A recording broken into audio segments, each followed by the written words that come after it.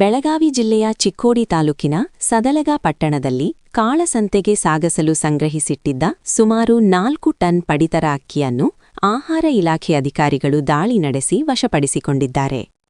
ಚಿಕ್ಕೋಡಿ ಉಪವಿಭಾಗಾಧಿಕಾರಿ ಸುಭಾಷ್ ಸಂಬಗಾಮಿ ಹಾಗೂ ತಹಸೀಲ್ದಾರ್ ರಾಜೇಶ್ ಬರ್ಲಿಯವರ ಮಾರ್ಗದರ್ಶನದಲ್ಲಿ ಈ ಕಾರ್ಯಾಚರಣೆ ನಡೆದಿದೆ. ಗುರುವಾರ ಸಂಜೆ 4 ಗಂಟೆ ಸುಮಾರಿಗೆ ಖಚಿತ ಮಾಹಿತಿ ಮೇರೆಗೆ ಸದಳಗ ಪಟ್ಟಣದ ಪ್ರಕಾಶ್ ನಗರದಲ್ಲಿರುವ ಅಡ್ಡಿಯ ಮೇಲೆ ಅಧಿಕಾರಿಗಳು ದಾಳಿ ನಡೆಸಿದರು. ಚಿಕ್ಕೋಡಿ ತಾಲೂಕು ಆಹಾರ ನಿರೀಕ್ಷಕಿ ಐಶ್ವರ್ಯ ದಿವ್ವಟೆ, ಆಹಾರ ಶಿರಸ್ತೇದಾರ್ ಹನುಮಂತ ಕಾಂಡೇಕರ್ ಮತ್ತು ಸದಳಗ ಪಿಎಸ್ಐ ನೇತೃತ್ವದಲ್ಲಿ ದಾಳಿ ನಡೆದಿದೆ.